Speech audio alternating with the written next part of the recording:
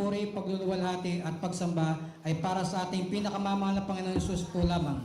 Si Brother Sobrang paggalang, pagrespeto at patuloy na pag-alala sa mga ginituang turo at aral ng ating dearly beloved Honorable Pastor Willie E. Almeida at beloved Honorable Assistant Pastor Lina C. Almeida. Greetings to all beloved Almeida family, praise the Lord po. At sa lahat ng beloved preacher, beloved workers at beloved brethren, isang mapagpalang hating gabi na po sa inyong lahat mga minamahal. Hallelujah, praise God. Pinupurit pinasasalamatan ko po ang ating pinakamamahal na Panginoon Hesus at dakilang pribilehyo na ito upang siya po ay aking muling pasalamatan purihin sa kanyang mga dakila at mga gawa sa aking buhay mga minamahal. Pasalamatan ko po muna ang ating pinakamamahal na Panginoon Hesus mga minamahal nitong nakaraang December mga minamahal. Unahin ko po muna mga minamahal nitong December 24 po mga minamahal. Habang ako po ay namamasada mga minamahal sa pag-grab po mga minamahal, ako po ay may naisakay po na pasahero sa dako po ng White Plains, Quezon City po mga minamahal. At hindi ko po alam mga minamahal, itong customer ko po ay isa po palang pastor po mga minamahal ng ibang kongregasyon mga minamahal. Siya po ay tunay nga po mga minamahal. Kahit po siya, dinedeclare po niya sa akin mga minamahal na siya po ay isang pastor mga minamahal. Subalit nga po mga minamahal, ang kanya nga pong kasuotan mga minamahal, wala pong kabanalan, hindi po kagaya sa ating mga minamahal. Inaano po niya sa akin mga minamahal, puro binabanggit po niya sa akin mga minamahal, wala pong kabuluhan, puro gawain makasanlibutan pa rin po mga minamahal. Tunay nga po minamahal, sa ganung senaryo po mga minamahal, tinanong po niya ako kung ano raw po ako. At sinabi ko nga po mga minamahal, ako po ay isang Christian po mga minamahal. At ako po ay taga Jesus Miracles International Ministry mga minamahal. At yun nga po mga minamahal, pagkabanggit ko po noon. At sinabi po niya sa akin mga minamahal, kilala ko yung banal na gawain niyo, kilala ko yung ginagalang ng mga pastor, si Willie Evangelista Almeida ba yan? Sabi ko, opo, siya po nga aming ginagalang ng mga pastor. Tunay nga po mga minamahal, noong time na nagbanggit po siya sa akin na kilala po niya ang ating beloved Honorable Pastor mga minamahal.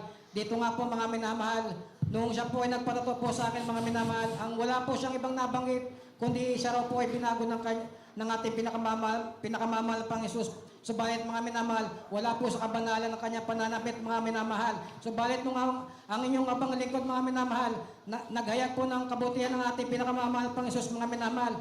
Simula nung ako'y na-save dito mga minamahal, ang aking buong pamilya mga minamahal.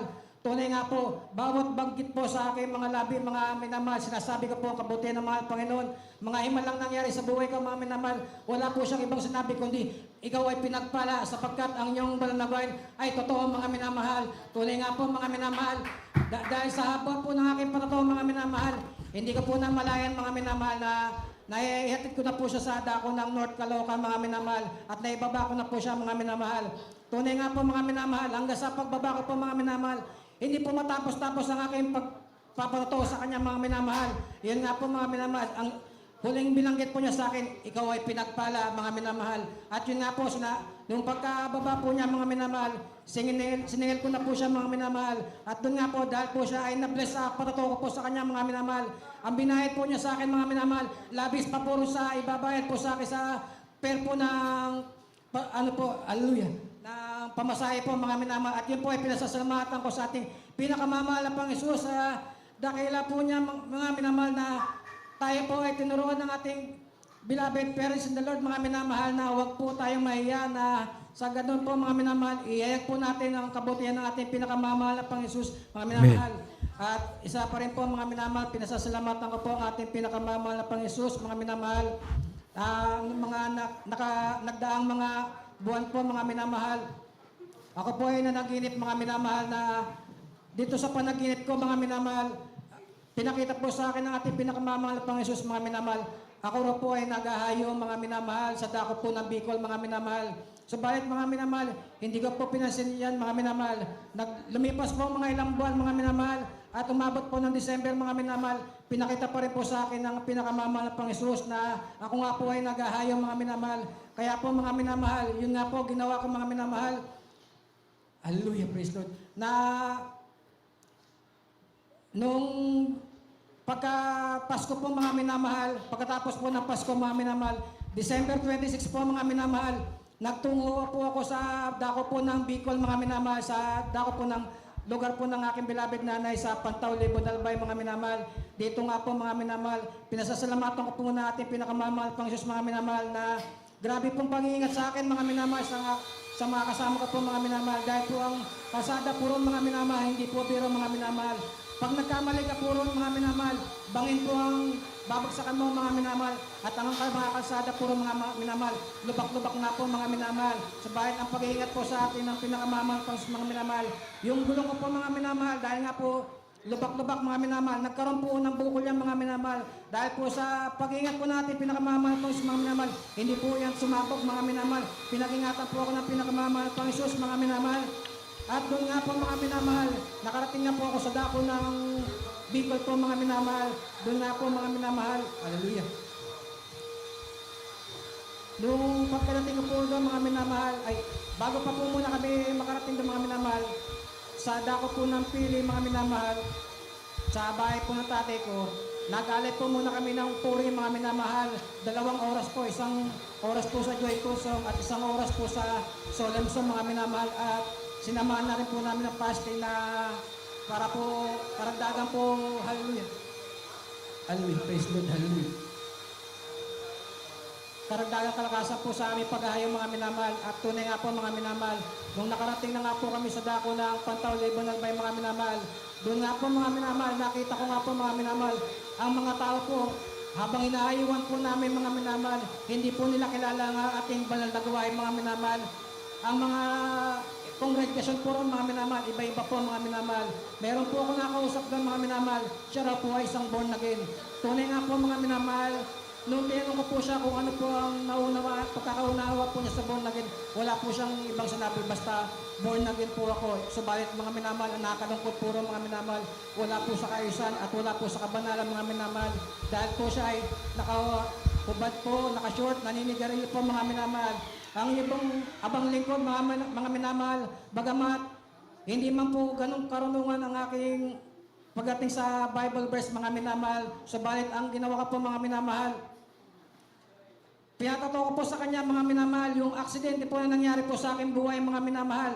At yung mga time na hindi pa po ako nakakilala din sa banal na gawain ng Jesus Miracle Aid International Ministry, mga minamahal.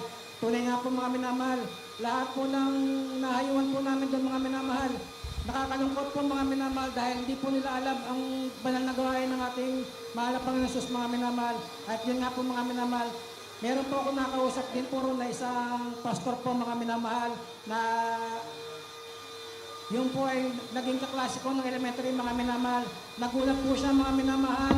Noong time na nakita po kami, gulat na gulat po siya kasi, mga minamahal, noong time na kami po ay magkakasama po sa dako po na yun, mga minamahal, nagtayo po kami ng grupo, mga minamahal, ng gangster po. Kami po ay sakit ng ulo ng eskwelahan po namin, mga minamahal. Subalit nung nakita po niya ako, mga minamahal, laking gulat po niya.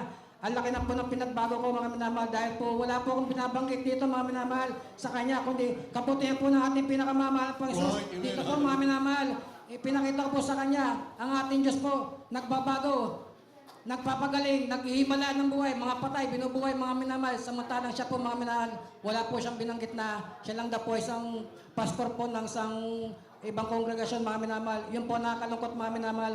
At sinabi ko po sa kanya, mga minamahal, loopin po na ng ating pinakamamahal pang Isus, magkaroon po ng Bible study sa gawain ng Pantaw, Libon, Albay. Tunay nga po, mga minamahal, pagkasabi ko po sa kanya noon, mga minamahal, natuwa po siya, mga minamahal. Sabi po niya, sige, loopin na magkaroon kayo dito ng banal na gawain at matulungan mo ko kasi ang mga tao rito talaga wala na, mga minamahal, dahil po ang aking classmate po ron na isa rin po nakausap ko, ang kanya pong anak, halos na-depress po, mga minamahal. Sa murang edad po, mga minamahal, sa edad na 14 years old, mga minamahal, nagpakamatay po yan, mga minamahal. Hindi po sila nakakilala sa salita ng ating pinakamamahal Panginoon Jesus, mga minamahal. Pinaliwanag po sa kanya dito sa banal na gawain po natin. Ang mga taong makasalanan, binabago. Ang mga NPA, binabago. Ang mga drug addict, binabago natin pinakamamahal Panginoon Jesus. Sa unat panalangin na ating ginagalang, mga pastor, Pedro Estrada Almeida, mga minamahal, inahiyag ko po sa kanila yung mga minahal. Dati po, mga minamahal, na nahihiya po kung ipatotoo yan, mga minamahal, dahil nga po alam po nila na ang buhay ko dati magulo talaga mga minamahal. Masakit po sa ulo po mga minamahal. At tunay nga po mga minamahal, dahil po dyan mga minamahal, tunay nga po, loobin po na magkaroon din po tayo ng banal na gawain sa dako ng Pantaw, Libon Albay mga minamahal para po maging sila man po makakilala po sa banal na gawain ng Jesus Miracles Aid International Ministry. Sa unang panalangin natin ginagalang mahal na Pastor Will Estrada Almeida, sila rin po mga minamahal, abutin din po ng panalangin ng ating pinakamamahal pang Jesus mga minamahal. Hallelujah. Hallelujah, praise Lord. Sariwain ko po muna mga minamahal Hallelujah. Noong time na hindi pa po kami nakakilala sa banal na gawain ng Jesus Miracles Aid International Ministry, mga minamahal, noong time po na ang aking mga beloved magulang mga minamahal, wala pong kapayapaan niya sa puso't kaisipan mga minamahal. Tunay nga po, lagi po nag-aaway ang mga minamahal. Uuwi po ang aking beloved tatay mga minamahal. Lasing po yan, wala po sa kabanalan, nakahubad po yan, nakashort lang mga minamahal, lango po sa alak. Diyan po, pag-uwi po sa aming tahanan, andyan po na talaga mga minamahal, mag-aaway po ang aking beloved nanay at tatay po mga minamahal. Tunay nga po, pag dating po sa aming bahay, magulo na po yan, nag-aaway po mga minamahal. Dahil nga po sa isang black belter po ang aking beloved nanay mga minamahal, kakaratingin po niya ng aking beloved tatay mga minamahal. Dahil po ang aking beloved tatay, isang boksingero po, dating boksingero po mga minamahal, hindi rin po makatama ang aking beloved nanay. Kaya ang ginagawa po ng aking beloved nanay, pag hindi po kinaya sa pangangarate, kukuha po ng itak po yan mga minamahal at doon po, hahabulin po ng itak ng beloved nanay ko ang aking beloved tatay. Subalit po mga minamahal, nung sila po ay nakakilala dito sa banal na gawain ng Jesus Miracles Aid International Ministry mga minamahal, tumanggap po sila ng bautismo sa pangalan ng ating pinakamamahal pang Jesus mga minamahal. Sila po ay binago mga minamahal. Amen. Praise the Lord. Walang kapayapaan, magulang mga minamahal, walang pagmamahal sa puso't kaisipan mga minamahal. Tuloy nga po, binago po yan ng ating pinakamamahal na pang Jesus sa unang panalangin ng ating ginagalang mahal na Pastor Amen. Estrada Almeida mga minamahal. At dati-dati po mga minamahal, noong time na hindi rin po kami nakakilala rito mga minamahal, ang aking beloved nanay, mga minamahal, may sakit po yan ng migraine, mga minamahal. Alam naman po natin na ang sakit ng migraine, pag sinusumpo yan, mga minamahal, kung saan na lang po yung iuntog, mga minamahal, sa sobrang sakit po, mga minamahal. Ganyan po naranasan ng aking beloved nanay, mga minamahal. Nung nakikita po siya na inuntog po niya yung ulo niya sa dingding, sa pader, minsan po sa pintuan namin, naawa po ko mga minamahal, ngunit wala pong magawang niyang bang likod. Subalit nung nakakilala po sila sa banal na gawain ng Jesus Miracles Aid International Ministry, mga minamahal, tunay nga po mga minamahal, walang gamot po yan, pinagaling po yan ng ating pinakamamahal na Amen. Praise the Lord. Palangin natin ginagalang mahal na Pastor Will Estrada Almeida, mga minamahal. At tunay nga po mga minamahal, nung time na sinubok po ang pananampalataya ng aking beloved magulang mga minamahal, kung hanggang saan po ang kanilang pananampalataya, sinubukan po ng ating pinakamamahal pang Jesus. Ang aking beloved kuya po mga minamahal, nagkasakit po yan na typhoid fever mga minamahal. Siya po ay itinakbo po sa ospital na lantang gulay na po yan mga minamahal. Pagdating nga po ng ospital, ikalawang araw po, kung di po nakakamali, ikalawang araw po mga minamahal, namatay po yan sa dako po ng Calamba Hospital mga minamahal. Tunay nga po mga minamahal, dahil po sa pananampalataya ng aking beloved nanay mga minamahal, noong time na yun mga minamahal, kahit alam po niya na ang aking beloved kuya mga minamahal, namatay na po yan mga minamahal. Subalit noong time na yun mga minamahal, overnight po yun mga minamahal, Friday. Ang ginawa po ng aking beloved nanay mga minamahal, kahit alam po niya na patay na po ang aking beloved kuya, hindi po siya nalumo mga minamahal, bagkos lalo po siya nagpakainit sa ating pinakamamahal na pang Jesus mga minamahal. Ang ginawa po ng aking beloved nanay mga minamahal, dumalo po siya sa banal na gawain dito po sa dako po ng Amurato mga minamahal, overnight po. At noong time na natapos nga po ang banal na gawain, lumapit po siya sa ating beloved parents in the Lord mga minamahal. At yun nga po mga minamahal, picture lamang po ang dalang akin ng beloved nanay mga minamahal. Pina-layans po sa ating beloved mahal na pastor, tunay nga po mga minamahal. Dahil po alam ng aking beloved nanay na merong himala mangyayari noong mga araw na yun. Pagka-layans po ng ating beloved na pastor, tuwan-tuwa po ang aking beloved nanay dahil alam po niya, pag-uwi niya, may himala po mangyayari. At tunay nga po mga minamahal, pagdating po niya sa Calamba Hospital, nakita po niya ang aking kuya, nakaupo po at kumakain na po mga minamahal. Amen. Praise the Lord. Ang ating pinakamamahal na po Jesus, sa unang panalangin ng ating ginagalang mahal na Pastor Will Estrada Almeida mga minamahal. Tunay nga po dito, ang mga may sakit, may karamdaman, mga patay, binubuhay ng ating pinakamamahal na po Jesus mga minamahal. Hallelujah. Sa unang panalangin lamang po ng ating ginagalang mahal na Pastor mga minamahal. Tunay nga po, binuhay po yan ng ating pinakamamahal na pang Jesus, mga minamahal. At pasalamatan ko rin po mga minamahal sa ating pinakamamahal na Panginoon Hesus. Nung nadako rin po ako sa Bicol po mga minamahal, nung umakyat po ako sa puno ng buko mga minamahal, tunay nga po dahil po sa pagkahilig kong umakyat sa puno mga minamahal, inakyat ko po yung mataas na puno ng buko mga minamahal. Pagkadating ko po sa dulo po mga minamahal, hindi ko po namalayan yung hinahawakan ko po mga minamahal.